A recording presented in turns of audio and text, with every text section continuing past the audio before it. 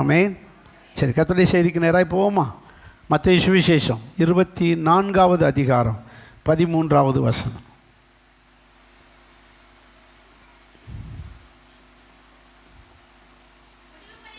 முடிவு பரியந்தமும் நிலை நிற்பவனே ரட்சிக்கப்படுவான். நல்ல பிதாவே, இந்த வசனத்தை நாங்கள் தியானிக்க போகிறோம். எங்களை ஆசீர்வதிப்பீராக. ஒருவரும் வந்த வண்ணமாய் போகாமல் விடுதலையோடு ஆசீர்வாதத்தோடு செல்ல உதவிச்சு இந்த வசனத்தை ஆசீர்வதித்து தாரும். இயேசு கிறிஸ்துவின் நாமத்தில் பிதாவே, ஆமென். ஆமென். அல்லேலூயா. முடிவு பரியந்தம் நிலைத்திருக்கிறவனே ரட்சிக்கப்படுவான். இங்கே ரெண்டு காரியம் சொல்லப்பட்டிருக்கு. ஒன்று, முடிவு பரியந்தமும் நிலைப்பது. இன்னொன்று, ரட்சிக்கப்படுவது. ரட்சிக்கப்படுவது என்றால் என்ன? ரட்சிக்கப்படுதல்னா என்ன? ரட்சிப்பு என்றால் விடுதலைன்னு அர்த்தம். சுருக்கமாக சொன்னா என்னது? விடுதலை. 3 காரியத்திலிருந்து ஒரு மனுஷனுக்கு ரட்சிப்பு அல்லது விடுதலை தேவைப்படுது. இந்த ரட்சிப்பு 3 வகைப்படும். இந்த ரட்சிப்பு என்னது? 3 வகைப்படும். ரட்சிக்கப்பட்டேன், ரட்சிக்கப்பட்டு கொண்டே இருக்கிறேன், ரட்சிக்கப்படுவேன். அதான் ரட்சிக்கப்படுவான். ரட்சிக்கப்படுவான். இந்த ரட்சிக்கப்பட்டேன் என்பது என்ன அர்த்தம்? ரட்சிக்கப்பட்டோம், விடுதலையாக்கப்பட்டோம். எதிலிருந்து? பாவ பழக்கத்திலிருந்து. ரெண்டாவது, பாவத்தினால் செஞ்ச பாவத்தினால் வருகிற தண்டனை, அதுக்கு பேர் சாபம். அதுக்கு பேர் என்னது? சாபம்னா என்னது? செஞ்ச பாவத்துக்குரிய தண்டனைக்கு பெயர் சாபம். சாபம்னா புரியுதா என்னன்னு? செஞ்ச பாவத்துக்குரிய தண்டனைக்கு பெயர் சாபம். இந்த சாபத்திலிருந்து ரட்சிப்பு, விடுதலை. 3, பிசாசனுடைய ஆளுகை, அதிகாரம், பிடி, அவனுடைய ஆளுகையிலிருந்து விடுதலை. இப்படி ஒரு 3 காரியத்திலிருந்து ஒரு மனுஷனுக்கு என்ன தேவை? விடுதலை தேவை. பிசாசு அதிகாரம் செலுத்துகிறான், பிசாசு ஆளுகை செய்கிறான். அதுக்கு பேர் இருளின் அதிகாரம். எப்படி சொல்லிருக்கு? இருளின் அதிகாரத்திலிருந்து விடுதலையாகி, அதான் பிசாசின் ஆளுகையிலிருந்து நமக்கு என்ன உண்டு? முன்னையெல்லாம் பார்த்தீங்கன்னா, ரட்சிக்கப்பட்ட புதுசில், அந்த ஆண்டவர்கிட்ட வந்த புதுசில் அவன் ரொம்ப நம்மளை தொந்தரவு பண்ணுவான். போக விடாமல், சர்ச்சுக்கு போக விடாமல் அதிகாரம் செலுத்துவோம். போராட்டமாக இருக்கும். அப்போ நம்ம ஆண்டவர் அவனுடைய அதிகாரத்திலேருந்து என்ன செய்கிறான்? விடுதலையாக்கி கொடுக்குறான்.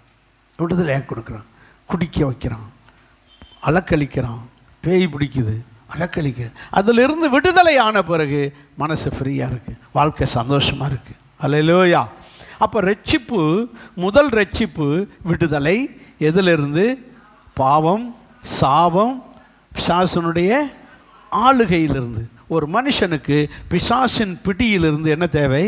ஆளுகை தேவை. இன்னும் பிசாசு தொந்தரவு பண்ணிக்கிட்டு இருக்கானா? அது இருப்பான். ஆனால் அவன் வெளியிலிருந்து தொந்தரவு பண்ணலாம் இல்லையா, நமக்குள்ளே இருக்கவே, உள்ளே இருந்துக்கிட்டு தொந்தரவு பண்ணிக்கிட்டே இருக்கக்கூடாது. அப்படின்னா இன்னும் பிசாசிட்டு இருந்து உங்களுக்கு என்ன கிடைக்கல? விடுதலை வரல, ரட்சிக்கப்படலை. பிசாசினுடைய பிடியிலிருந்து விடுதலை தேவை. தூங்க விட மாட்டான். ஒரு நல்ல காரியம் நடக்கணும், கெட்டதை செஞ்சுக்கிட்டே இருப்பான். உள்ளே இருந்து நம்மளுக்கு குழப்பம் உண்டாக்கிக்கிட்டே இருப்பான். சண்டை வர வச்சுக்கிட்டு இருப்பான். கோபத்தை உண்டாக்கி விட்டுக்கிட்டே இருப்பான். இப்படி உள்ளே இருந்து அவன் கிரியை செய்யாதபடி அவன் நம்முடையதான ஆவி, ஆத்துமா, சரீரத்தை விட்டு அவன் என்ன செய்யணும்? வெளியே போகணும். அந்த வெளியேறினதுக்கு பெயர் தான் விடுதலை, ரட்சிப்பு. அல்லையா சொல்லுங்க. எல்லாரும் சேர்ந்து ஒரு அல்லையா சொல்லுங்க.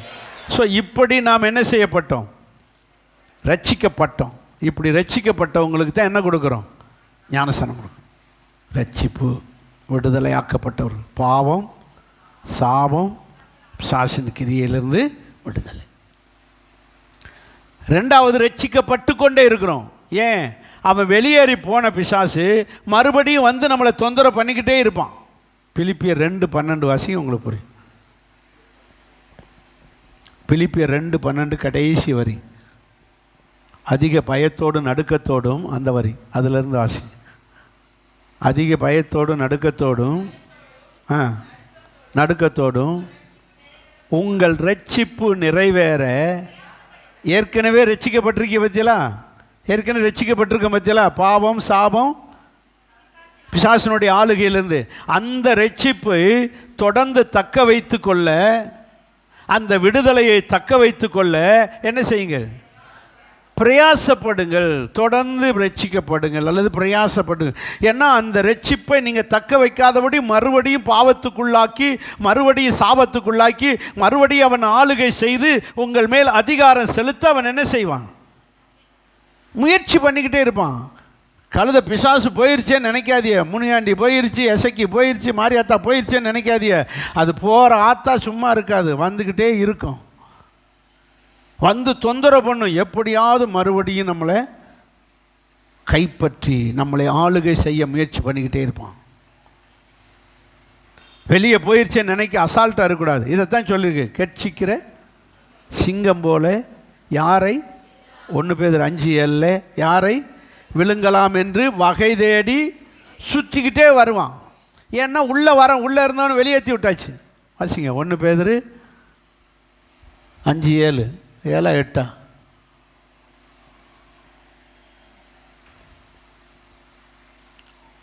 1 பேதுரு 5:8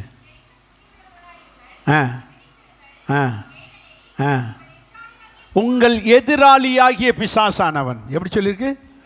உங்கள் எதிராளியாகிய பிசாசானவன் கெச்சிக்கிற சிங்கம் போல எவனை விழுங்கலாம் அல்லது எவனுக்குள்ளே நுழையலாம், எவனை கைப்பற்றலாம் என்று வகை தேடி ஏன் சுற்றிக்கிட்டு வரான்? உள்ளே இருந்தவனை என்ன செஞ்சிருக்கு? வெளியேற்றி விட்டுச்சு. உள்ளே இருந்த பிசாசை வெளியேற்றி விட்டாச்சு. உள்ளே இருந்த பிசாசு வெளியேறி போயாச்சு. போனவே திரும்ப உள்ளே வர முடியாது. ஏன்னா நம்ம என்ன ஆகிட்டோம்? ரட்சிக்கப்பட்டோம், ஏசப்பா பிள்ளையாக மாறிட்டோம். இயேசு உள்ளே இருக்கிறதுனால, இப்போ இயேசு உள்ளே இருக்கிறதுனால அவன் திரும்ப மனசுக்குள்ளே வர முடியாது. நம்ம வாழ்க்கைக்குள்ளே வர முடியாமல் அவன் என்ன செஞ்சுக்கிட்டு வரான்? நம்ம வாழ்க்கையை சுற்றிக்கிட்டு வரான், நம்முடைய வீட்டை சுற்றிக்கிட்டே வரான். எப்படியாவது இந்த வீட்டுக்குள்ளே நுழைஞ்சிடணும், எப்படியாவது இவன் மனசுக்குள்ளே நுழைஞ்சிடணும் என்று சுற்றிக்கிட்டே வருவான். அதனால் பிசாசு போயிருச்சேன்னு அசால்ட்டாக சொல்லுங்க இருக்கக்கூடாது. பிசாசு பொல்லாதவன் திரும்ப வருவான். வா வா, கெடா வைக்கிறோம், கொடா திருவிழா வைக்கிறோம், நன்கொடை வைக்கிறோம், அசனம் போடுறோம். என்னது ஆசனமா? என்னமோ சொல்லுவாங்க, கோயிலில் சோறு போடுறதுக்கு பேர் என்னது? ஆசனம் போடுறோம். ஏதாவது கிடா வெட்டுறோம், கொடை திருவிழா வச்சு பூக்கு பொங்க வைக்கிறோம். ஏதாவது ஒரு சாரணம் சொல்லி உங்களை கூப்பிடுவான். நீ ஒன்றும் கும்பிட வேண்டாம், சும்மா இருந்தால் போதும் அப்படின்வான். அப்புறம் என்ன செய்வாங்க? இது சாமி கும்பிடாதது, இதை நீ சின்னுக்கு அப்படின்னு சொல்லி கொடுப்பான். அப்புறம் என்ன செய்வான்? அடுத்த ட்ரிப்புக்கு சாமி கும்பிட்டதே கலந்து கொடுத்துட்டு சாமி கும்பிடாது சொல்லி விடுவான். ஆக மொத்தம் பிசாசு எப்படி ஆகுதோ அவனுடையதான விக்கிரகத்துக்கு படைச்சதை புசிக்கிறவன் விக்கிரகத்தோட அவ்வளோதான் வித்தியாசம். மற்றபடி அது தேங்காய் செல்லு தான், பொங்க தான், பொறிகடலை சுண்டல், அது ஒன்றும் பிரச்சனை இல்லை. 2 பேரும் ஒரே கடையில் தான் வாங்கிட்டு வந்திருக்கோம், அது ஒன்றும் பிரச்சனை இல்லை. ஆனால் எங்கே இருந்து வந்துச்சு? விக்கிரகத்துக்கு படைச்சு அங்கேருந்து வந்ததுனால இது விக்கிரக தேங்காய், இது மாரியாத்தாளுடைய தேங்காய், இது முனியாண்டியுடைய தேங்காய். அதனால் அதை சாப்பிட்டால் அதோடு ஐக்கியமானதுக்கு சமம். அவ்வளோதான் வித்தியாசம். புரியுதா? மற்றபடி உள்ளே போகிறது ஒன்றும் மனுஷனை தீட்டுப்படுத்தாது. அதை புரிந்து கொண்டு இப்படி பிசாசுக்கு விலகி இருக்க பழக வேண்டும். அல்லையா? சொல்லுங்கள் பார்க்கலாம். எல்லோரும் சேர்ந்து வரேன். அவங்க சொல்லுவாங்க, நாங்கள் கொடுத்ததை நீங்கள் கொடுத்ததை நாங்கள் திங்கிறோம், நாங்கள் கொடுத்தது நீங்கள், உங்களுக்கு எங்களுக்கு என்ன உண்டு? சொல்லுங்கள், வித்தியாசம் உண்டு. உங்களுக்கு எங்களுக்கு வித்தியாசம் உண்டு. உங்களுக்கு எங்களுக்கு வித்தியாசம். நீங்கள் எங்களோடு சேர்ந்து கொள்ளலாம், ஆனால் நாங்கள் உங்களோடு சேர முடியாது. தண்ணியில் பாலை கலக்கலாம், பாலில் தெரிஞ்சு போயிடும், நாரி போயிடும். வித்தியாசம். நீங்கள் தண்ணி, நாங்கள் பால், ரொம்ப வித்தியாசம். விசுவாசிகள் வித்தியாசத்தை புரிந்து கொண்டு, பிசாசுக்கும் இயேசுவுக்கும் உள்ள வித்தியாசத்தை புரிந்து கொண்டு கிறிஸ்தவனாய் வாழணும். நீங்கள் நினைக்கிற மாதிரி பரலோகத்துக்கு லேசாக போக விட்டுட்டு வேடிக்கை பார்த்துக்கிட்டு இருக்கிறவன் நினச்சிடாதியே. இயேசுவை கும்பிட்டு ஆசீர்வாதத்தோடு சமாதானமாக வாழ வச்சு வேடிக்கை பார்க்குறவன்னு நினச்சிடாதீங்க. உங்களை வாழ விடாமல் என்னென்ன டிஸ்டர்ப் பண்ணணுமோ அத்தனையும் பண்ணிக்கிட்டே இருப்பான். வெளியிலேருந்து உள்ளே வர முடியாது. அவனுக்கு கேட்டு பூட்டியாச்சு, மனசை பூட்டியாச்சு. அதனால் எங்கே நிற்கிறான்? வெளியில் தான் நிற்கிறான். மனசுக்குள்ளே வர முடியாது, வாழ்க்கைக்குள்ளே வர முடியாது, குடும்பத்துக்குள்ளே வர முடியாது. ஆனால் வெளியில் இருந்து டிஸ்டர்ப் பண்ணிக்கிட்டே இருக்க பார்ப்பான். யாருக்குள்ளே நுழையலாம் என்று அவன் என்ன செய்வான்? நல்லா 2 நாள் இருப்பி அடுத்து ஏதாவது ஒரு சோறு போடுற மாதிரி ஒரு பிரச்சனை உண்டாக்குவான். இதில் யார் உங்கள் வீட்டில் உள்ளவங்க பிசாசுக்கு இடம் கொடுக்குறீங்களோ அவங்கள அடிக்கடி யூஸ் பண்ணுவான். அதுக்காக வீட்டுக்கு ஒரு ஆளை பிடிச்சி வச்சுக்கிட்டே இருப்பான். புரியுதா? வீட்டில் ஒரு ஆளை பிடிச்சி வச்சுருக்கேன். ரட்சிக்கப்படாத நபர்னு ஒரு ஆளை வச்சுக்கிடுவான். உங்கள் வீட்டில் ஒன்று இருக்கும், அவங்களத்தான் யூஸ் பண்ணிக்கிட்டே இருப்பான். சண்டை போட வைப்பான், கோவப்பட வைப்பான், சண்டை இழுத்து விடுவான், சர்ச்சுக்கு வர மாட்டாங்க.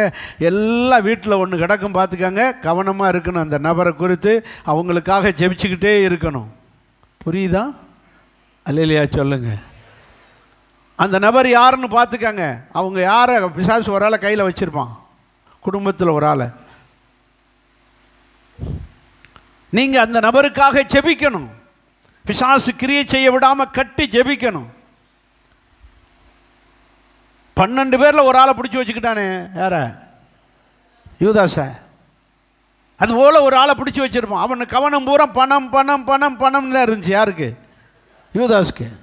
இங்கேயும் பாருங்கள், ஒன்று இருக்கும், ஏதாவது ஒரு காரணத்தை சொல்லிக்கிட்டே இருக்கும். என்ன ஜபம் ஜபம்னு போய்கிட்டே இருக்கே சர்ச்சுக்கு, சர்ச்சுன்னு.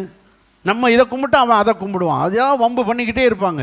கோபம் வரும், குடிக்கிறவங்கள மாற்றுவான், என்னத்தையாவது வம்பு பண்ணி சண்டை இழுக்க வச்சுக்கிட்டே இருப்பான். அவன் அந்த நபர்களை யூஸ் பண்ணிக்கிட்டே இருப்பான். கவனம், சோர்ந்து போயிடக்கூடாது.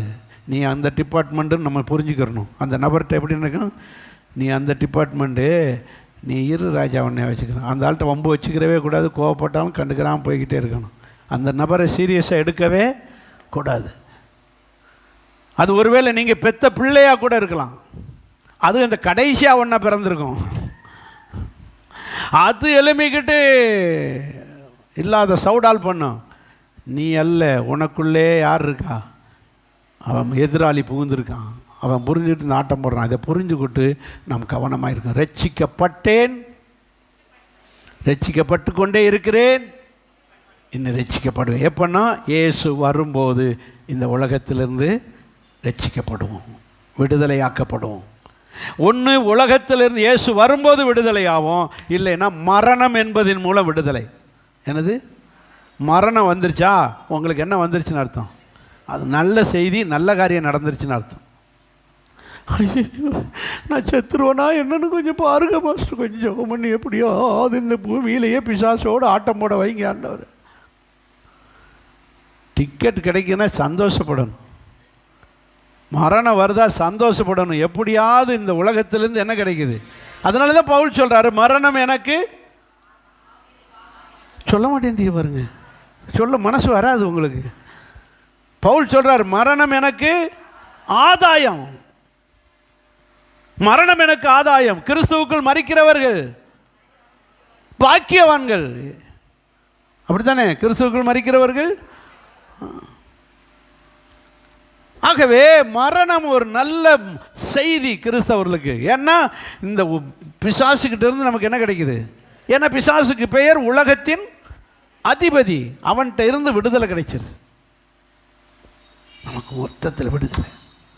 அதனால தான் தேவனுடைய பிள்ளைகள் கவனமாக இருக்கணும். இந்த பூமியில் இருக்கிறோன்னா ரொம்ப டேஞ்சரான வாழ்க்கை. ஏன்னா திரும்ப எப்படியாவது அவன் பக்கம் நம்மளை இழுக்கிறதுலே முயற்சி பண்ணிக்கிட்டு இருப்பான். அதனால நாம் ரட்சிக்கப்பட வேண்டும். இதனால தான் சொல்கிறாரு முடிவு பரியந்தம். இப்போ வாங்க மத்தேயு 24:13. இப்போ வாங்க தலைப்பு செய்திக்கு. முடிவு வரைக்கும் நிலைச்சிருப்பவனே எந்த ரட்சிப்பு? இந்த உலகத்திலிருந்து விடுதலையாகி போகிற ரட்சிப்பு. அதனால் ரட்சிக்கப்பட்டோன்றது நல்ல செய்தி, ரட்சிக்கப்பட்டுக்கிட்டே இருக்குன்றது நல்ல செய்தி. அதை விட நல்ல செய்தி ரட்சிக்கப்படுவேன், ரட்சிக்கப்படுவான் இயேசு வரும்போது, அல்லது மரணத்தின் மூலம் இந்த உலகத்திலிருந்து நமக்கு ரட்சிப்பு. நல்லா கவனிச்சுக்கங்க, இதெல்லாம் தற்காலிக வாழ்க்கை. எது? இந்த பூமியில் வாழ்கிற வாழ்க்கை தற்காலிக. கொஞ்சம் யோசித்து கொஞ்சம் திங்க் பண்ணி பாருங்கள், ஒன்றுமே கிடையாது. ஏதோ கொஞ்ச நாள் வாழ்கிறோம், டொங்கின்னு பிறந்தோம், டொங்கின்னு வளர்ந்தோம், பள்ளிக்கூடம் போனோம், ஒரு படிக்க வச்சோம், ஒரு வேலைக்கு போனோம், காலேஜுக்கு போனோம், வேலைக்கு போனோம், 2 குட்டியை போட்டோம், அதை வளர்த்து விட்டோம், அப்புறம் அதுக்கு பிறகு அதுகளுக்கு கல்யாணம் பண்ணி வச்சோம், டபக்குன்னு வயசாகி போச்சு, உட்காந்தா எந்திரிக்க முடியல, எப்போடா சாவு வரும். இவ்வளோ தான் வாழ்க்கை. இதுக்கு இடையிலேயே டிக்கெட்டு கிடைக்கிறது போகுது, இதுக்கு இடையிலே விபத்து, கையை முறிச்சு காலை முறிச்சு அதை ஒடிச்சு இதை ஒடிச்சு அது போய் இது போய் பணத்தை விழுந்து அது போய் ஒன்றும் இல்லாமல் ஏகப்பட்ட பஞ்சாயத்துக்கு. என்ன வாழ்க்கை இருக்குது? ஒன்றும் கிடையாது. பிள்ளைகளை வளர்த்து விடுறோம், அதுக்கு நமக்கு பிள்ளைகளாக இருக்குது, தொல்லைகளாக இருக்குது. யோசித்து பாருங்கள், என்னத்தையாவது ஒரு வம்பை இழுத்துட்டு வருது, செலவு இழுத்துட்டு வருது, கட்டி கொடுத்தங்கிறது ஓஞ்சதுன்னு இல்லாமல் இன்னும் என் பிள்ளைக்கு ஏதாவது ஃபீஸ் கட்டணும், ரூபா கொடு, அம்மா ரூபா கொடு, அப்பா ரூபா கொடு, எனக்கு அதை கொடு, என்ன எனக்கு சம்பாரித்து வச்சுருக்கேன்னு போடா, நீனே சம்பாரிச்சுக்கிட்டாலும் கேட்க மாட்டேன். சுற்றி சுற்றி நம்மளை உயிரை வாங்கி நம்மளை பாடாக படுத்துவாங்க. சாகு வரைக்கும் தொல்லை. பிள்ளை அல்லது தொல்லை. அதுக்கு பிறகு பேர பிள்ளைகள், அதுகளுக்கு தாத்தான்னு சொல்லிக்கிட்டு தாத்தான்னு வந்துக்கிட்டே நிற்கிங்க. தாத்தான்னு பேர் வச்சதே தப்பாக போச்சு. அதுக்கு வேறு என்ன செய்யுது? தாத்தா பென்ஷனை பூரா தா, எனக்கு ஏதாவது வாங்கித்தா, எனக்கு தான்னு மாற்றி மாற்றி தாதான்னு நிற்கிது.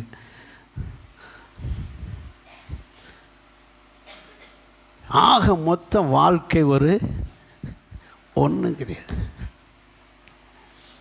வாழ்க்கை ஒன்று. இந்த பூமிக்குரிய இந்த கொஞ்சம் வாழ்க்கையிலேயே நாம் ஆண்டவருக்குள்ள கரெக்டாக இருந்துட்டால் தப்பிச்சிட்டோம், போயிடலாங்க. அதுதான் நிரந்தர வாழ்க்கை, அதுதான் நித்திய வாழ்க்கை, அதுதான் கோடி கோடி வருஷம் வாழுகிற வாழ்க்கை, அதுதான் வியாதி இல்லாத வாழ்க்கை, அதுதான் துன்பம் இல்லாத வாழ்க்கை, அங்கே தான் ஏற்றத்தாழ்வு இல்லாத வாழ்க்கை, அங்கே தான் ஆசீர்வாதமான வாழ்க்கை. அங்கே போயிடணும். ஆமென் சொல்லுங்க. அதுதான். இது தற்காலிக வேதனையான பிரச்சனைக்குரிய வாழ்க்கை, கொஞ்ச கால வாழ்க்கை, கொஞ்ச கால வாழ்க்கை. இதையே பெருசுன்னு நினச்சிக்கிட்டு உட்காந்துக்கிட்டு இருந்துடாதியே, ஏமாந்து போயிடாதியே, அங்கே போகணும். ஆமேன்னு சொல்லுங்க. அல்லையா சொல்லுவோமா? சரி, அப்போது இங்கே ரட்சிப்பை பற்றி சொல்லிட்டேன்.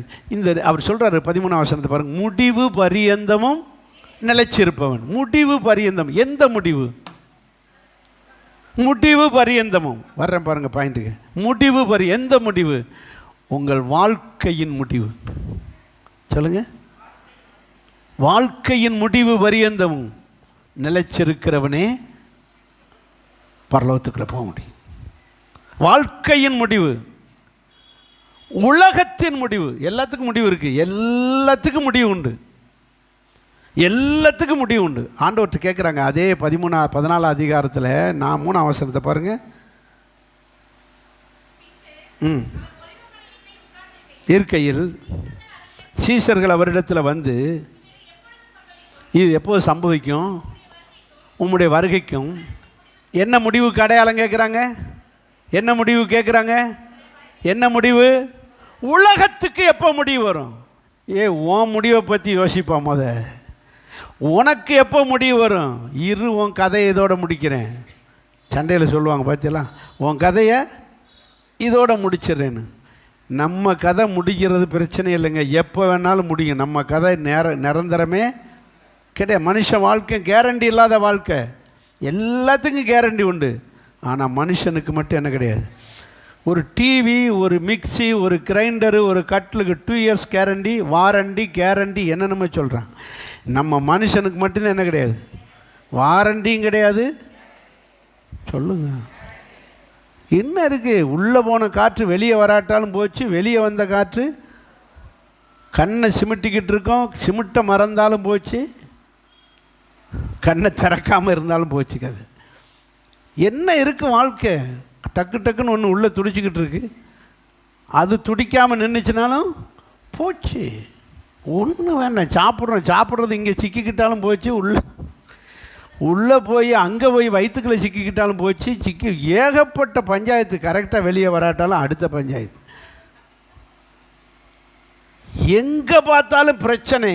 ஆகவே நம்ம கதை முடிகிறது லேசு, நமக்கு முடிவு வர்றது லேசு, அதை புரிஞ்சுக்கங்க. ஆனால் இந்த வாழ்க்கையை வச்சுக்கிட்டு தான் நான் அதை பண்ணிடுவேன், உன் குடும்பத்தையே அழிச்சிருவேன், நான் உன்னை தொலைச்சிருவேன். அடக்கு இருக்குகளா? நம்மளால் என்ன முடியும்னு நினைக்கிறீங்க? உடம்பை எக்ஸசைஸ் பண்ணி அப்படியே மசில் கூட்டி வச்சு எக்ஸசைஸ் பண்ணி அப்படி வச்சிருக்கலாம். வயிற்றால் போகட்டும், 2 தடவை போகட்டும், ஒரு மாதிரி இடுப்பை கையில் வச்சு என்ன எக்ஸசைஸ் என்ன பண்ணிரும் நினைக்கிறீங்க? மலம் இல்லைன்னா பலம் இல்லைன்றான் பழமொழி. நம்ம மலம்னு லேசாக சொல்கிறோம், அது மட்டும் க்ளீனாக போகட்டும். என்ன இல்லை? அப்போ எவ்வளவு ஒரு பலமே இல்லை. நம்ம வாழ்க்கையே வேஸ்ட்டு, மனித வாழ்க்கையே வேஸ்ட்டு. கொஞ்சம் யோசித்து பாருங்க. ஆகவே நமக்கு முடிவு முக்கியம் இல்லை. அதனால தான் சீசர்கள் ஏசப்பாட்ட கேட்குறாங்க, உலகத்துக்கு எப்போ முடிவு வரும்? அப்போ உலகத்தின் முடிவு வேறு, எல்லாருக்கும் வர்ற மொத்தமாக வர்ற முடிவு, அதுக்கு பேர் தான் என்ன முடிவு? உலகத்துக்கு முடிவு. எல்லாத்துக்கும் வர்ற முடிவு வேறு, நமக்கு தனியாக வர்ற முடிவு வேறு. எப்படி வரணும் முடிவு? அப்போ மாத கடைசியில் இந்த வாங்குறாரு, ஏதாவது ஆசீர்வாதமாக சொல்லுவார்னோட்டா முடிவு கட்டுறதுலையே பாஸ்டர் குறியாக இருக்காரு. அப்படித்தான் சீஷர்கள் கேட்டாங்க, உலகத்தின் முடிவு எப்படி இருக்கணும்? இயேசு சொல்கிறாரு, யோவான் சுவிசேஷம் 19 அதிகாரம் 28 வசனத்திலே போச்சு. 19:28 யோவான் சுவிசேஷம் 19:28. எல்லாம் முடிஞ்சது. எப்படி சொல்கிறாரு? எல்லாம் முடிந்தது என்று இயேசு அறிந்து. அப்போது எல்லாவற்றுக்கும் முடிவு உண்டாக்கத்தான் இயேசு வந்தார். புரியுதா? என்ன உண்டாக்க? இரு, உனக்கு ஒரு முடிவு கட்டுறேன் அப்படின்னு கோபத்தில் சண்டையில் சொல்லுவாங்க. ஆனால் இயேசு வந்ததே எதுக்கு தான்? முடிவு கட்ட. யாருக்கு? சாத்தானுக்கு முடிவு கட்ட. இந்த உலகத்தில் இருக்கிற பாவ கிரியைகளுக்கு முடிவு கட்ட, பிசாசனுடைய ஆளுகை அதிகாரங்களுக்கு முடிவு கட்ட. அப்படித்தான் அங்கே சொன்னார். எப்போ ஆதாம் பாவம் செஞ்சாரோ அப்போவே வாக்கு பண்ணிட்டார். ஆதியாகமம் 3:15 உன் வித்துக்கும் அவள் வித்துக்கும் பகை உண்டாக்குவேன். நீ சாத்தானை பார்த்து சொல், நீ அவருடைய குதிங்காலை நசுக்குவாய், அவரோ இயேசுவோ உன் தலையை நசுக்குவார். பாருங்க, அவர் உன் தலையை நசுக்குவார், நீ அவருடைய. அப்போது சிலுவையிலே நடந்த ஃபைட்டு, சிலுவை மரணம் சாதாரணதல்ல. சிலுவை மரணம் சாத்தானுக்கும் இயேசுவுக்கும் நடந்த ஃபைட்டு, சண்டை நடந்துச்சு. நல்ல ஆவிக்கும் கெட்ட ஆவிக்கும் சண்டை. சிலுவையிலே இயேசு தொங்கினது அவருடைய காலு நசுக்கப்பட்டதுக்கு சமம்.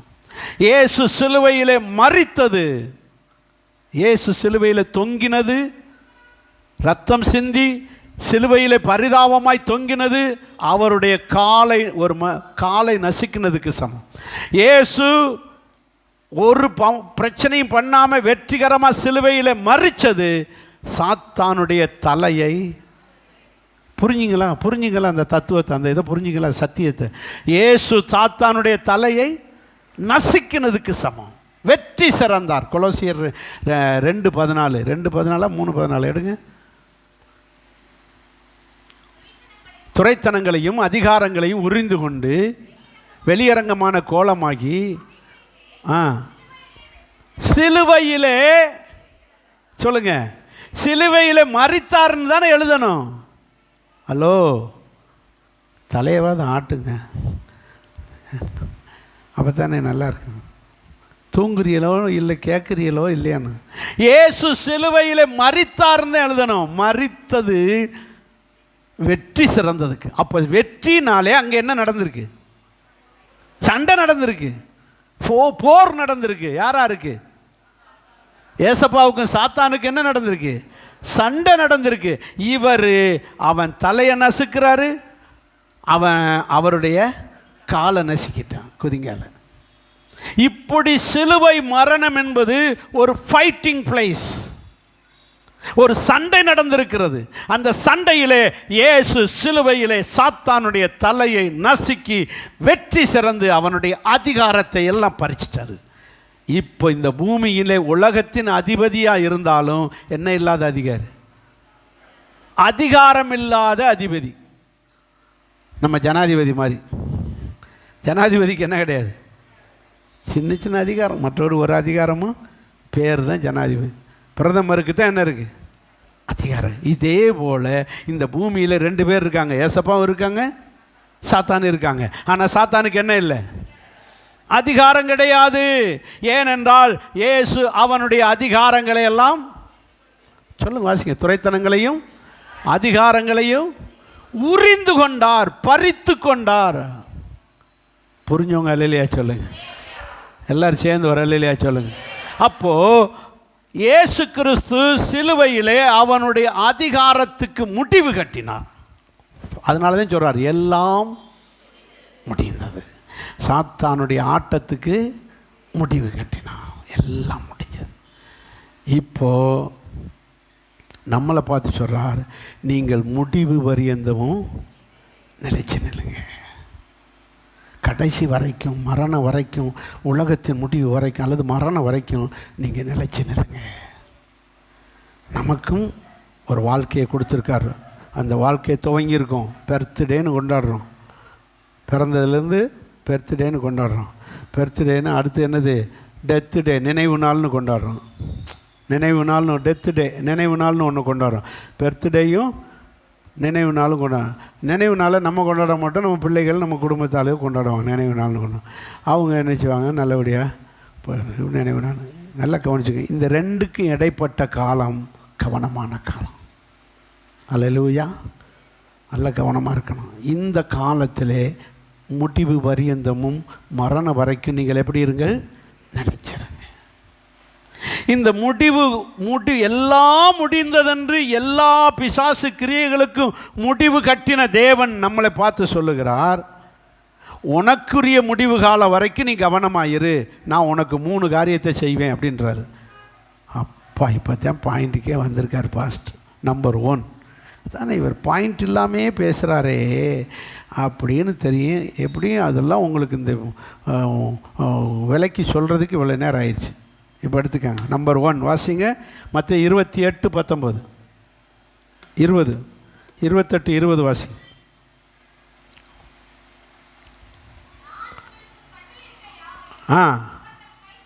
கை கொள்ளும்படி எல்லாரும் சொல்லுங்க, எல்லாரும் சொல்லுங்க, உலகத்தின் முடிவு பரியந்தமும் நான் உங்களோடு கூட இருக்கிறேன். சத்தமா ஒரு அல்லேலூயா சொல்லுங்க. ஸோ உலகத்தின் முடிவு பரியந்தம், உலகத்துக்கு ஒரு முடிவு கட்ட போகிறார். அந்த உலகத்தின் முடிவு பரியந்தமும், அந்த உலகத்துக்கு எப்போ முடிவு கட்டணுமோ கட்டிட்டு போகட்டும், நம்ம முடிவு வரைக்கும். அப்படி சொல்லுங்க. எப்படி? இது உலகத்தின் முடிவு பரியந்தமும். அதை இப்படி மாற்றி வாசிங்க, இப்படி மாற்றி சொல்லி பாருங்க, உன்னுடைய முடிவு வரைக்கும். எப்படி? எப்படி சொல்லுங்க? என்னுடைய முடிவு வரைக்கும். அப்படி ஒவ்வொருத்தர் சொல்லுங்க, என்னுடைய முடிவு வரைக்கும் நான் உன்னோடு கூட இருக்கிறேன் என்று வாக்கு பண்ணுகிறார். நம்முடைய முடிவு காலம் வரைக்கும், எவ்வளவு நாள் இந்த பூமியில் இருக்க போகிறோமோ அவ்வளவு காலமும் என் இயேசு இயேசு இயேசு சொல்லுகிறார், கூட இருப்பேன். அல்லேலூயா சொல்லுவோமா? அப்போ இயேசு கூட இருந்தாலே போதும். இயேசு கூட இருந்தாலே போதும். இயேசு கூட இருந்தாலே போதும், நமக்கு ஒரு பிரச்சனை வராது. அவர் நம்மளை அழிய விட்டு பார்த்துக்கிட்டு இருப்பாரா?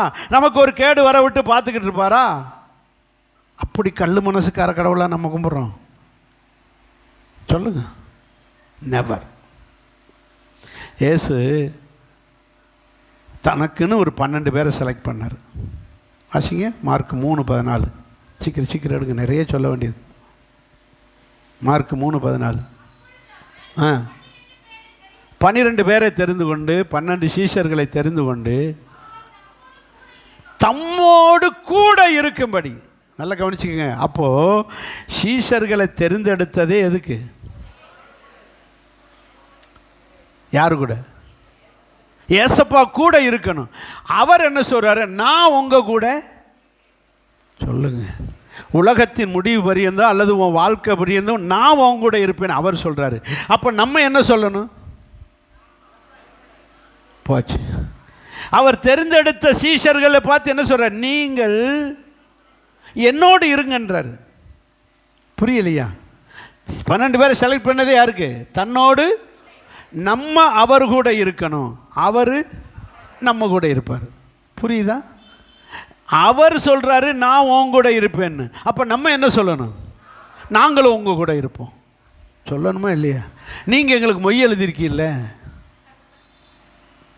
இப்படி சொன்ன புரியும். நாங்களும் உங்களுக்கு என்ன செய்வோம்? மொய் எழுத வருவோம். நீங்கள் எங்களை, அதைத்தான் சாமுவேல் சொல்கிறாரு. நீங்கள் 2 பேர் கை, இது ஏசப்பா கை, இது நம்ம கை.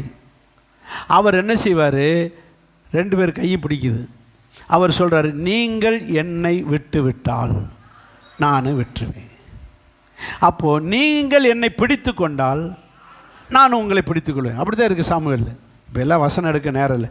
அப்போது இயேசு நமக்கு வேணுமா வேண்டாமான்றது நம்ம கையில் தான் இருக்குது.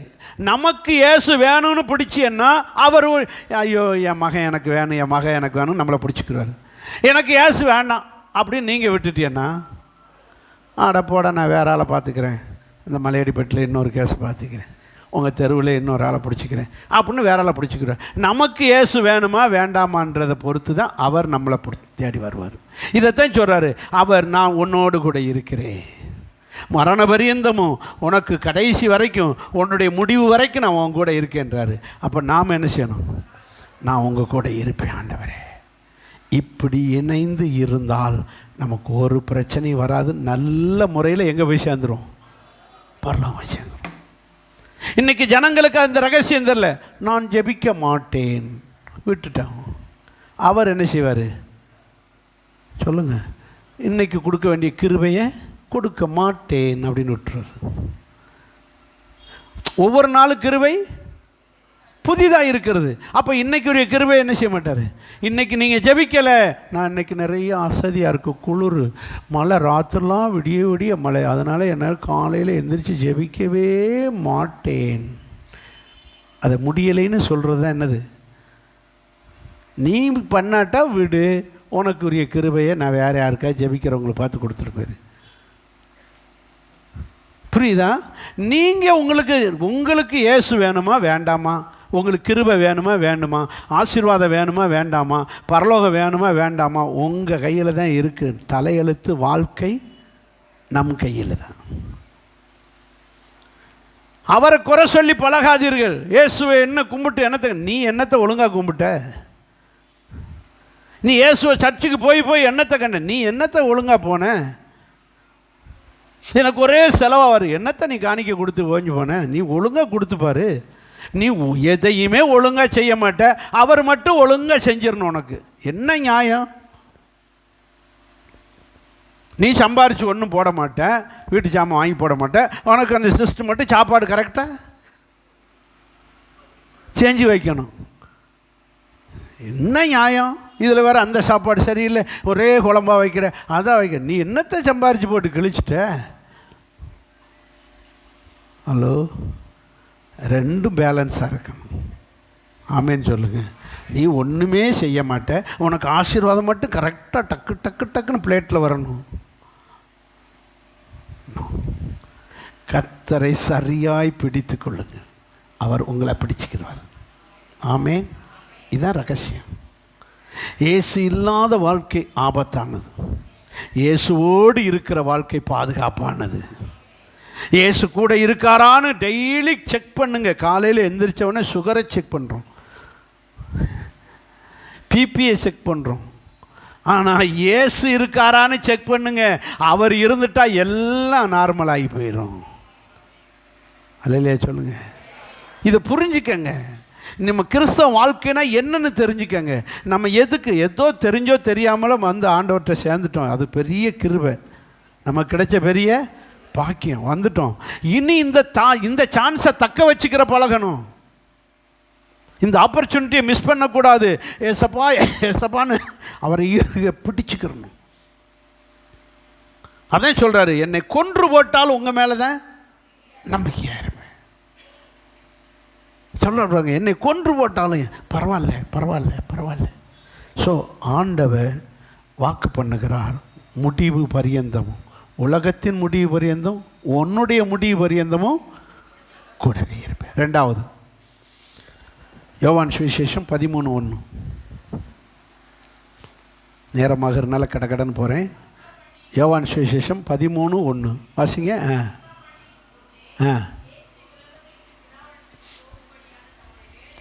வந்ததென்று அறிந்து, இப்போ வாசிங்க, இப்போ எல்லாரும் வாசிங்க. இவ்வுலகத்தில் இருக்கிற தம்முடையவர்களிடத்தில் அன்பு வைத்தபடியே முடிவு பரியந்தமும் அன்பு வைத்தார். புரியுதா? புரியுதா? புரியாது. கண்ணை கட்டி காட்டல மட்டும். உங்களுக்கு பைபிள்லாம் அவ்வளோ சீக்கிரம் புரிய முடியாது. நீங்கள் மற்ற புஸ்தகத்துக்கும் பைபிளுக்கு என்ன உண்டு? நீங்கள் பைபிளு தெரிஞ்ச வார்த்தைகளாக தான் இருக்கும், ஆனால் புரியாது. வார்த்தைகள் பூரா தெரிஞ்ச வார்த்தையாக தான் இருக்கும். இதில் எதில் தெரியாத வார்த்தை இருக்குது? எல்லாம் தெரியும், ஆனால் அர்த்தம் தெரியாது. அதுதான் பைபிள். அதுக்கு தான் பாஸ்ட்டு தேவை. எல்லாம் நீங்களே தெரிஞ்சுக்கிட்டீங்கன்னா அப்புறம் பாஸ்ட்டுக்கு என்ன வேலை? புரியுதா? இப்போ சொல்கிறேன் பாருங்கள். தம்முடையவர்களிடத்தில் அன்பு வைத்தபடியே, இவ்வுலகத்தில் இருக்கிற தம்முடையவர்களிடத்தில் அன்பு வைத்தபடியே முடிவு பரியந்தம் அவர்களிடத்தில் என்ன செய்தார்? இந்த தம்முடையவர்கள்னா யார்? இயேசுனா முதல் அர்த்தம் என்ன? யோவான் மத்தேயு 1:21. இயேசுனா அர்த்தம் என்ன? அங்கேருந்து வரேன். மத்தேயு 1:21. இயேசுனா அர்த்தம் என்ன? வாசிங்க.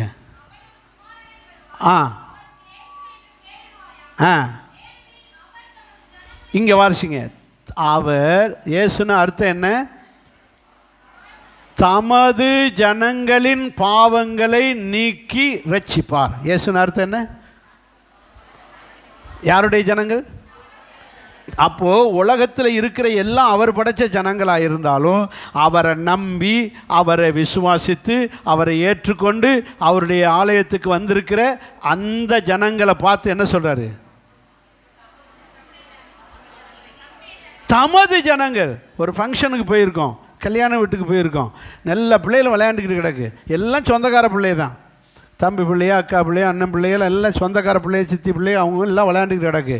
ஆனால் எல்லாமே நம்ம பிள்ளைகளாக இருந்தாலும் அந்த விளையாடுறது பற்றியெல்லாம் அந்த ப்ளூ ஷர்ட்டு அதுதான் என் பிள்ளை. புரியுதா? புரியுதா? அவ்வளோ பிள்ளைகளும் சொந்தக்காரம் வேண்டிய பிள்ளைகள் தான். ஆனாலும் அந்த நிற்கிது பாருங்க, அந்த விளையாண்டுக்கிட்டு இருக்க ப்ளூ ஷர்ட்டு, அதுதான் என் பிள்ளை.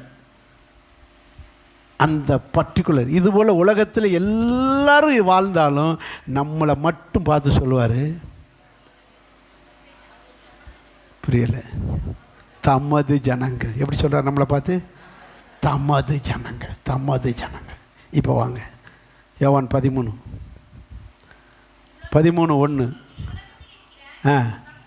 தம்முடையவர்கள். எப்படி சொல்கிறாரு?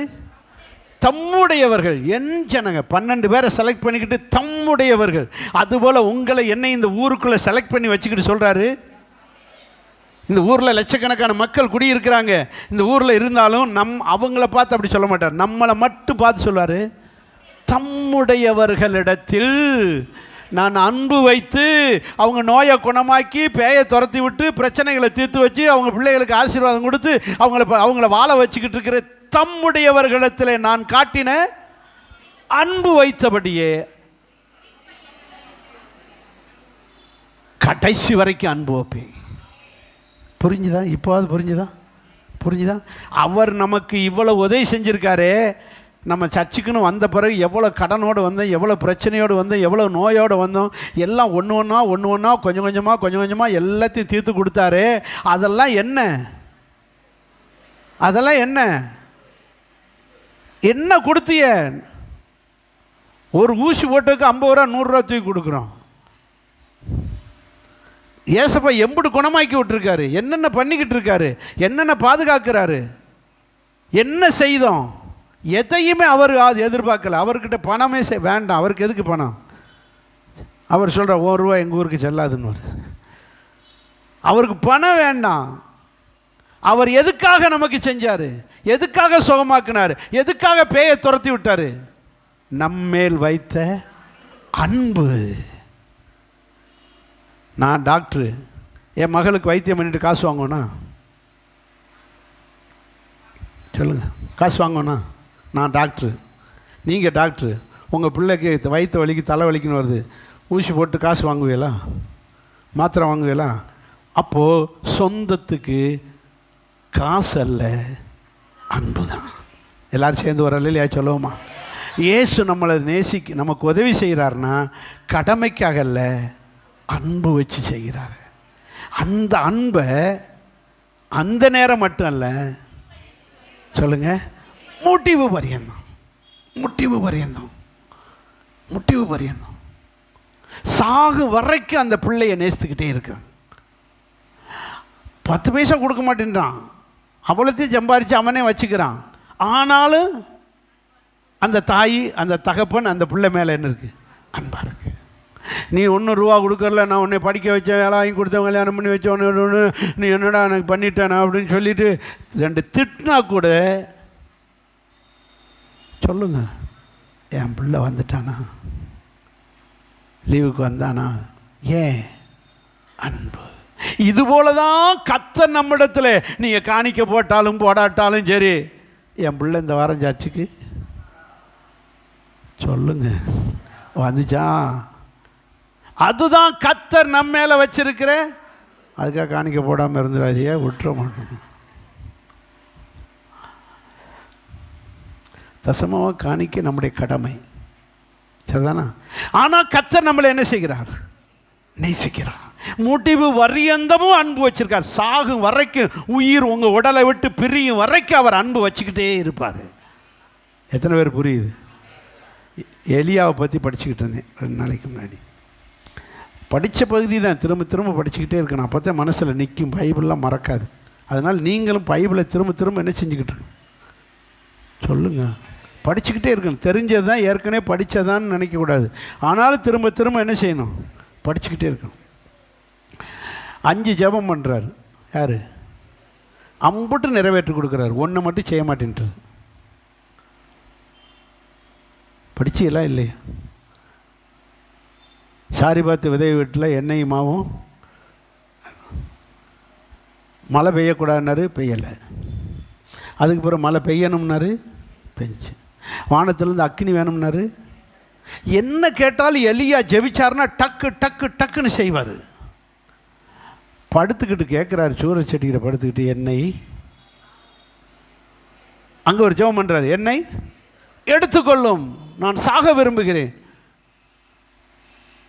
ஒரு ஏசபேல் என்னை கொல்லணும்னு நினைக்கிறா. அந்த நாட்டு ராணி ஆகாப் ராஜாவுடைய மனைவி என்னை என்ன செய்கிறா? கொல்லணும்னு நினைக்கிறா. அவ கையால் நான் சாகிறத விட நான் செத்துறது. அதனால என் தேவனே என்னை என்ன செய்யும்? எடுத்துக்கணும். கேட்டாரா? ஜபத்துக்கு பதில் கொடுத்தாரா? சொல்ல மாட்டீங்களே, எடுக்க மாட்டார். அப்போ எந்த ஜபத்துக்கு பதில் கொடுக்கணுமோ அதுக்கு தான் என்ன செய்வார்? கொடுப்பார். அதுக்கு பிறகு நீங்கள் பதில் கொடுக்கலைன்னு சொன்னீங்க, நான் சொல்கிறேன் பதில் கொடுத்தாருன்னு சொல்கிறேன். என்ன தெரியுமா? கொஞ்சம் நாள் கழித்து இன்னும் கொஞ்சம் வேலை இருக்குது, இதெல்லாம் முடிச்சுட்டு வாடான்னு சொல்லி உனக்கு பிறகு ஒருத்தனை, யாரை? எலிசாவை ரெடி பண்ணு, அவனை அப்பாயின் பண்ணு. அதுக்கு பிறகு ஆகாப் ராஜாவை உன்னை கொல்லணும்னு நினச்சால, அவளுக்கு ஒரு சாப்டரை முடிக்க எகு என்கிற ஒருவனை என்ன செய்? ரெடி பண்ணி வை. அவனெல்லாம் ரெடி பண்ணி வச்சுட்டு நீ அந்த பக்கமாக வா, யோர்தான் பக்கம் அப்படின்னு சொல்லிட்டு மொத்தமாக தூக்கிட்டு போயிட்டார். யார? இவர் உயிரை மட்டும் எடுத்துக்காங்கன்னு தான் கேட்டார். யார்? சொல்லுங்கள். நான் பைபிள் சொல்கிறேன்னா பொய் சொல்கிறேன்னா? பைபிள் சொல்கிறேன்னா பொய் சொல்கிறேன்னா? என்னை எடுத்துக்கொள்ளும், என் உயிரை எடுத்துக்கொள்ளும், நான் சாக விரும்புகிறேன் அப்படின்னு கேட்டார். அவர் என்ன, உன் உயிர் மட்டும் எனக்கு வேண்டாம், மொத்தமாக உடம்போட வாடான்னு தூக்கிட்டு போயிட்டார். உயிரையும் உடம்பையும் சேர்த்து தூக்கிட்டு போயிட்டார். புரியுதா? ஆக மொத்தம் அவர் ஜெபம் லேட்டாக கேட்டுச்சு. பைபிள் படிச்சியெல்லாம் இல்லையா? அதனால் எடுத்துக்கொள்ளுன்னு கேட்டீங்கன்னா மொத்தமாக தூக்கிட்டு போயிடுவார். எப்படி? அப்படியாவது போயிட்டா நல்லதுன்னு நினைக்கிறீங்களா? நம்ம கேட்டதுனால அல்ல, அவர் சித்தம் தான் நடக்கும். அவர் அன்பு வைத்தபடியே, யார்கிட்ட? தம்முடைய ஜனங்கள்கிட்ட அன்பு வைக்கிறார், அன்பை காட்டுறாரு, அன்பை பொழிகிறார், அன்பை கொடுக்கிறார். அந்த ஜனங்கிட்ட கடைசி வரைக்கும் அன்பா இருக்கிறார். உங்கள்கிட்ட இயேசு அன்பா இருக்கிறாரான்னு கொஞ்சம் செக் பண்ணி பாருங்க. அவர் அன்பா இருக்கிறார்னா உங்களை சாகு வரைக்கும் அன்பா இருப்பார். முடிவு பரியந்தம் அவர் உங்கள் மேல் கைவிடவே மாட்டார், கைவிடவே மாட்டார். நீங்க சாக விரும்பினாலும் கைவிட மாட்டார். நான் இந்த ராஜபாளையத்துக்கு வந்து 39 வருஷம் ஆகும். 86 வந்து 26 வந்தால் 40 வருஷம் ஆகுது. அப்போ நான் சொன்னேன் இப்படி 39 வருஷம் ஆச்சு. அப்படியா? அப்போ அடுத்த வருஷத்தோடு 40 வருஷமா? அப்போ உனக்கு காணான் தான். அடுத்த வருஷம் உனக்கு என்ன கிடைச்சிடும்? சொல்ல மாட்டேன்றீங்களா? புரியலையா? இஸ்ரவேல் ஜனங்க 40 வருஷமாக எங்கே இருந்தாங்க?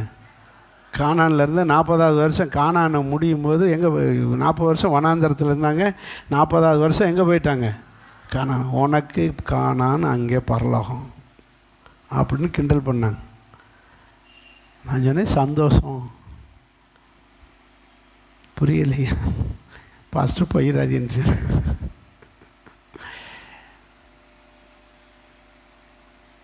ஆண்டவர் நம்மிடத்திலே அன்பு வைக்கிறார். தன்னுடைய சீஷர்களிடத்திலே எவ்வளோ குறை, அவ்வளோ பேர் அவரை பிடிச்சோன்னு ஓடி செதறாங்க. திரும்ப எனக்கு ஊழியமே வேண்டான்னு மீன் பிடிக்க போகிறாங்க. ஆனால் பைபிள் சொல்லுது முடிவு பரியந்தமும் அவர்களிடத்தில் போச்சு போச்சு. நீங்கள் இல்லை, நம்ம எவ்வளவு குறை இருந்தாலும் ஒன்ஸ் அவர் நம்மளை நேசித்தார்னா நம்மளை சாகு வரைக்கும் நம்மளை நேசிப்பா. ஒன்ஸ் நம்மளை நேசுது, நம்மளை நேசித்ததுனால செலக்ட் பண்ணி பிரித்து எடுத்து கொண்டு வந்து எங்கே உட்கார வச்சிருக்காரு? சர்ச்சுக்களை வச்சு இத்தனை வருஷமாக சோறு போட்டுக்கிட்டு இருக்காரு, காப்பாற்றிக்கிட்டு இருக்காரு. உண்மையா இல்லையா? விட்டுருவாரா? இடையில போ அப்படின்னு விட்டுருவாரா? இன்னும் எங்கே போனாலும் விட மாட்டார். கடைசி வரைக்கும் அவருடைய அன்பு நமக்கு உண்டு. எத்தனை பேர் விசுவாசிக்கிறீங்க? முடிவு பரியந்தமும் கூடவே இருப்பார். சொன்னாரா?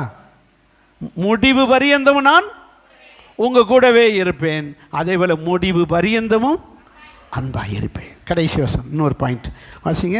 1 கொரிந்தியர் 1:8.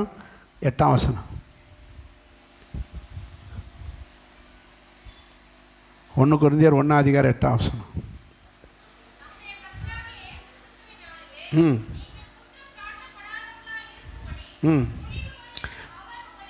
முடிவு பரியந்தமும் உங்களை என்ன செய்வார்? ஸ்திரப்படுத்துவார். எப்படி சொல்லுவாரா? எதுக்கு ஸ்திரப்படுத்துறார்? ஸ்திரப்படுத்துறேன்னா என்ன? ஸ்திரப்படுத்துறேன்னு சொல்லிட்டு அப்புறம் சொல்லு.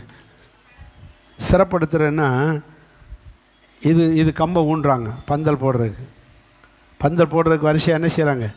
கம்பு ஊன்றாங்க. இந்த கம்பு ஆடுது. அப்போ ஆடாமல் இருக்கிறதுக்கு கல் போட்டு மண் போட்டு என்ன செய்வாங்க? இறுக்கி வைப்பாங்க. நான் சொல்ல புரியுதா? என்ன புரியுதா? அந்த கம்பு என்ன செய்யக்கூடாது? ஆடக்கூடாது. ஆடாமல் இருக்கிறதுக்கு பேர் ஸ்திரப்படுத்துது. இப்படி ஸ்திரப்படுத்துவார். அப்படி அதுக்கு பிறகு நல்லா ஸ்ட்ராங் ஆன பிறகு பந்தலை கட்டுவாங்க. கம்பு என்ன செஞ்சிருச்சு? ஸ்ட்ராங் ஆகிடுச்சு. ஸ்ட்ராங். இதுபோல் ஒரு தேவனுடைய பிள்ளையை கர்த்தர் என்ன செய்வாராம்? எதுக்கு ஸ்திரப்படுத்துகிறாரு? வசனத்தை பாருங்கள். நீங்கள் குற்றம் சாட்டப்படாதபடிக்கு, ஆடுகிற கிறிஸ்தவராய் இராதபடிக்கு, குறை சொல்கிற அளவுக்கு இராதபடிக்கு நம்மளை என்ன செய்வாராம்? ஸ்திரப்படுத்துவா. சங்கீதம் 55:22 வாசி, உங்களுக்கு புரியும்.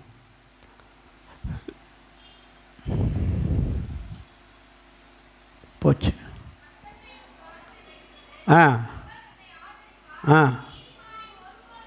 சொல்லுங்க. யாரை தள்ளாட விட மாட்டார்? ஏன் தள்ளாட விட மாட்டார்? அவன் நீதிமானா இருக்கான். யாரு? அவன் நீதிமானா இருக்கான். அப்ப நீதிமானு என்ன செய்யக்கூடாது? தள்ளாடக்கூடாது. அப்ப நீதிமானா இருந்தால் அவன் என்ன செய்வாரு? ஸ்திரப்படுத்துவாரு. அப்ப நீதிமான்கள் எந்த சூழ்நிலையில் என்ன செய்யக்கூடாது? தள்ளாடக்கூடாது அப்படின்னு அவர் விரும்புகிறாரு. ஏன்னா அவர் தான் நம்மளை நீதிமான் ஆக்குனவர். அப்போ நான் நீதிமான் ஆக்கினேன், என் பிள்ளைகள் யாரும் குறை சொல்லிடக்கூடாது, யாரும் குற்றப்படுத்திடக்கூடாது. என் பிள்ளைகள் எப்படி இருக்கணும்? ஸ்ட்ராங்காக இருக்கணும், சிரமமாக இருக்கணும். ஏன்னா அவருடைய பிள்ளைகள், நாம் அவரால் நீதிமான் ஆக்கப்பட்டோம். அந்த நீதிமானை ஒருத்தரும் குற்றம் சொல்லிடக்கூடாது. அவனை நான் எந்தெந்த விஷயத்தில் குறை சொல்கிறாங்களோ அந்த விஷயத்தில் பூரா என்ன செய்வேன்? ஸ்திரப்படுத்துவேன். என்ன பெரிய நீதிமான்னு சொல்கிறிய? அது ஒரு நாள் கூட பைபிள் எடுத்து வாசிக்க மாட்டேங்குதுங்க. என்ன பெரிய நீதிமான், அதுக்கு ஜெபம் பண்ண மாட்டேங்குது. அப்போ ஜெபம் பண்ண வைக்கிறதுக்கு என்ன செய்வார்? ஸ்திரப்படுத்துவார். ஜெப வாழ்க்கையை ஸ்திரப்படுத்துவார். என்ன செஞ்சால் ஜெபம் பண்ணுவியன்னு பார்ப்பார். என்ன செய்ய, நீதிமான் ஆக்கி விட்டுட்டோம், இப்படி ஜெபம் பண்ணாமல் கிடக்குதுங்களே. அப்போது ஒரு என்ன செய்வோம், ஒரு வயிற்று வலியை கொடுத்தா தன்னாலே சோத்திரம் வந்துடும். சோத்திரம் ஆண்டவரே, சோத்திரம் ஆண்டவரேன்னு என்ன நீதிமான் என்ன செய்ய வைக்க வேண்டியிருக்கு? ஜெபத்தில் ஸ்திரப்படுத்த வேண்டியிருக்கு.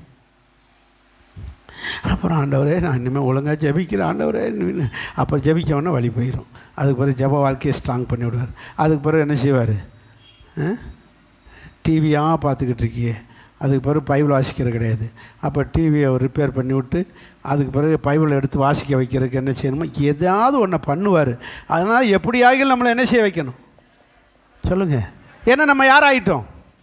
நீதிமான் ஆகிட்டோம். நம்ம தள்ளாடிக்கிட்டு இருக்கோம், ஆடிக்கிட்டு இருக்கோம். பைபிளை ஒழுங்காக வாசிக்கல, ஒரு நாள் ஜெபம் பண்ணால் அடுத்த நாள் ஜெபம் பண்ணுறதில்ல, ஒரு வாரம் சர்ச்சுக்கு வந்தால் அடுத்து வர மாட்டேன். இப்போ ஒழுங்காக சர்ச்சுக்கு வர வைக்க என்ன செய்யணும், என்னென்ன பண்ணணுமோ பண்ணி எப்படியாக நம்மளை என்ன பண்ணுவார்?